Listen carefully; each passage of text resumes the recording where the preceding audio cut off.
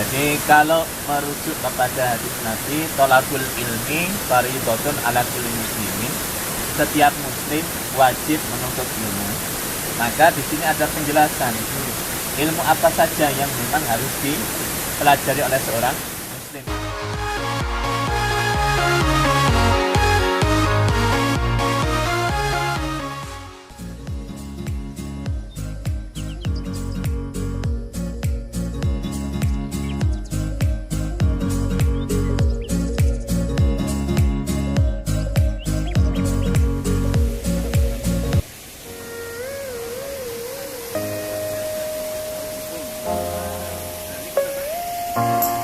Kita tetap lurus mengikuti sungai kecil.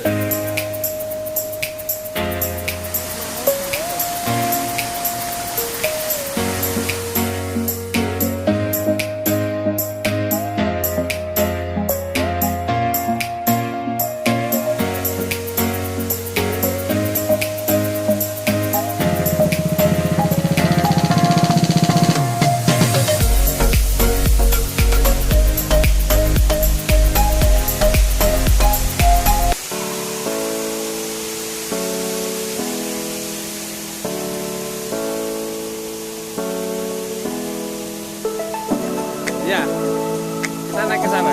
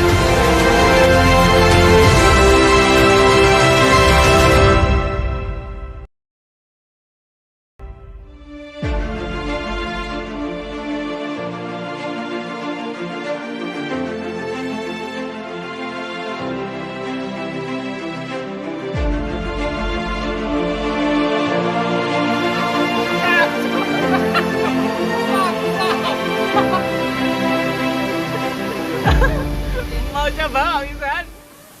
Baik. Nah, yang tadi sudah kejawab, berarti menuntut ilmu adalah wajib. Nah, pertanyaan selanjutnya, ilmu apa saja kira-kira yang diwajibkan itu, Pak? Oke. Jadi kalau merujuk kepada hadis Nabi, tolakul ilmi fardhotun ala kulli muslimin, setiap muslim wajib menuntut ilmu. Maka di sini ada penjelasan ilmu apa saja yang memang harus dipelajari oleh seorang muslim yang wajib tadi. Yang pertama adalah usulul i'tiqad. Yang pertama yaitu pondasi-pondasi keimanan, dasar-dasar keimanan, yaitu iman kepada Allah, iman kepada malaikat, rukun iman itu. Nah, ini setiap muslim harus paham tentang iman kepada Allah, sifat-sifat Allah, sifat ketuhanan, termasuk malaikat, termasuk iman kepada Rasul Allah, kitab Allah, iman kepada hari akhir, ada pertanggungjawaban, termasuk cabang dari usulul iman yang 5 itu adalah iman kepada qadha atau qadar Allah, ketentuan dan ketetapan dari Allah Subhanahu wa Ta'ala, baik ataupun buruk. Itu yang pertama. Yang kedua adalah ilmu terkait dengan syariat Islam, kewajiban yang lazim, yang sudah seharusnya dilaksanakan oleh setiap muslim, dan itu ya sama-sama sudah maklum. Nah, tentang syaratnya, yang membatalkannya itu harus tahu, yaitu ilmu tentang sholat, itu rukunnya, kemudian syarat sahnya, kemudian yang membatalkan sholat apa, ilmu tentang wudhu, ilmu tentang puasa Ramadan, zakat, haji, yang sudah maklum, itu sudah diketahui semua, itu wajib untuk dilakukan dan termasuk di dalam bagian rukun Islam. Itu tidak boleh ada seorang muslim yang tidak tahu ilmu minimal tentang rukun Islam, itu minimal itu ya. Nah, terus yang ketiga adalah tentang al-muhrimat, ilmu tentang hal-hal yang diharamkan. Nah, ini tercakup di dalam firman Allah, hurrimat alaikumul maitatu waddamu walahmul khinzir wama uhilla li ghairillahi bihi, dan seterusnya. Nah, Allah mengharamkan bagi kalian itu darah, kemudian bangkai, daging babi, hewan yang disembelih tidak atas nama Allah, hewan yang mati tercekik, hewan yang mati terpukul, itu semuanya diharamkan. Itu wajib diketahui, itu sudah minimal. Sedangkan keharaman yang lain seperti hewan yang berkuku tajam, hewan yang bertaring, itu tambahan-tambahan yang wajib juga diketahui tentang hal-hal yang diharamkan. Yang berikutnya adalah ilmu tentang muamalah, muasyarah, muamalah bainan nas, antar manusia. Ketika menjadi seorang pedagang, bisnismen, maka dia harus mempelajari hukum-hukum tentang jual beli, hukum-hukum tentang perdagangan. Jangan sampai dia terkategori melakukan penipuan, baik penipuan pada barang ataupun penipuan pada harga. Penipuan pada barang, contoh kasus subrotu to'am, tumpukan makanan. Makanan yang basah ditaruh di bawah, makanan yang kering ditaruh di luar. Akhirnya yang terlihat oleh pembeli adalah kering semua, bagus semua. Tapi harganya disamakan. Nah, ini adalah penipuan terhadap barang.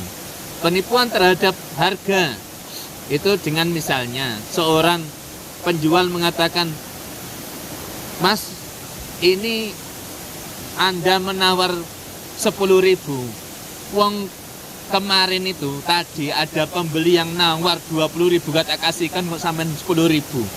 Padahal nggak ada yang nawar." Nah, itu adalah penipuan harga. Nah, ini wajib untuk menuntut ilmu tentang jual beli seorang pedagang. Nah, ketika seorang penguasa, seorang pemimpin sebuah negara, maka dia wajib untuk mengetahui ilmu-ilmu syariat tentang pengaturan politik, pengaturan pemerintahan, pengaturan negaranya. Biar dia menjadi seorang pemimpin yang melayani rakyatnya, yang adil terhadap rakyatnya. Nah, itu ilmu yang terakhir yang harus diketahui. Jadi ada i'tiqad, ilmu yang lazim, kemudian ilmu tentang yang diharamkan, yang keempat ilmu yang muamalah, yang kelima adalah ilmu terkait dengan fardu kifayah. Nah, ilmu terkait fardu kifayah misalnya ilmu tentang kehidupan, ilmu fisika, ilmu teknologi, ilmu kesehatan, ilmu kedokteran. Harus ada seorang muslim yang menjadi seorang dokter. Karena kalau kemudian seorang muslim tidak ada satupun yang menjadi dokter, maka muslim yang lain akan berobat kepada orang-orang kafir. Dan sarana untuk memurtadkan keimanan seorang muslim itu gampang, lewat fasilitas-fasilitas kesehatan. Ketika dirawat, dipasang gambar-gambar ya yang terkait dengan akidah orang lain, dan diajak berdoa, ada layanan doanya pakai doa orang lain. Ya terpaksa, memang SOP di tempat itu seperti itu. Akhirnya dengan berbagai fasilitas, apalagi murah, apalagi pulang dikasih itu souvenir dan macam-macam, itu akan bisa menggeser keimanan kalau imannya tidak kuat, lemah. Pengetahuan keislamannya juga lemah. Maka perlu untuk kemudian kaum muslimin dimanapun berada, ya, itu sama-sama kita mempelajari syariat agama kita, syariat Islam ini. Dan kalau belum bisa diterapkan seperti hukum-hukum terkait politik, pemerintahan, ekonomi, budaya, pendidikan, peradilan, sanksi, pertahanan keamanan, terus pergaulan laki-laki dan perempuan dalam sebuah masyarakat, maka kita wajib untuk sama-sama mempelajari ilmu itu dan kita mendakwahkannya, menyerukannya untuk agar bisa diterapkan dalam kehidupan sehari-hari. Kepada penguasa-penguasa kaum muslimin, kalau menyimpang dari hukum-hukum ekonomi, misalnya SDA diberikan kepada asing, kepada swasta, maka kita mengingatkan mereka, wahai penguasa, SDA itu milik umum, milik rakyat. Menurut syariat Islam tidak boleh diswastanisasi, tidak boleh dijual dan dikuasai swasta dan asing. Maka demikian yang bisa kita bahas, semoga bermanfaat. Amin. Assalamualaikum warahmatullahi wabarakatuh. Waalaikumsalam warahmatullahi wabarakatuh. Nah, itu tadi sahabat-sahabat ekspedisi iman terkait dengan syariat kondisi begitu ya, di mana syariat itu terdapat dispensasi. Tadi menurut penjelasan Ustaz Mizan ada 6 kondisi terkait dengan dispensasi syariat. Kemudian yang kedua tadi terkait dengan kewajiban menuntut ilmu. Jadi seluruh umat muslim harus dan wajib untuk mencari tahu terkait dengan hukum-hukum dan ilmu yang terkait dengan keislaman kita sendiri. Nah, terkait tadi pertanyaan yang Pak Isom terkait ilmu apa saja begitu yang perlu kita pelajari sebagai umat muslim, yaitu ada 5 hal tadi kalau saya garis besar. Yang pertama terkait ilmu keimanan gitu, bagaimana kita mengelola keimanan kita dan mengetahui sumber keimanan. Jadi yang pertama tentang keimanan, tentang akidah. keimanan dan akidah. Yang kedua itu terkait dengan ilmu yang lazim atau yang umum gitu. Yang ya biasanya contohnya seperti bagaimana kita sholat, puasa, haji, zakat dan sebagainya. Kemudian yang ketiga ilmu terkait hal-hal yang diharamkan. Kemudian yang keempat ilmu terkait muamalah. Yang terakhir adalah ilmu terkait yang fardu kifayah. Misalkan tadi dicontohkan seperti ilmu kedokteran, ilmu fisika, bahasa dan sebagainya begitu. Nah, sahabat-sahabat ekspedisi iman, semoga dari diskusi kita mendapatkan hal-hal yang bermanfaat bagi kita semua dan lebih menguatkan iman kita, meneguhkan iman kita untuk terus menuntut ilmu, untuk terus belajar dan menuntut ilmu begitu. Semoga bermanfaat. Ketemu lagi di episode yang akan datang. Akhirul kalam, wassalamualaikum warahmatullahi wabarakatuh. Waalaikumsalam warahmatullahi wabarakatuh.